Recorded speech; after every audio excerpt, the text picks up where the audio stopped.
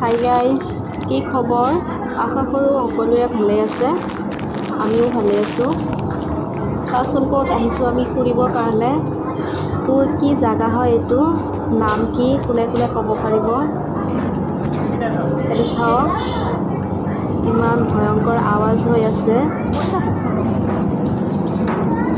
এইটো এনেকুৱা এটা জাগা য'ত গ'লে ভয়ো লাগে আৰু ভালো লাগে।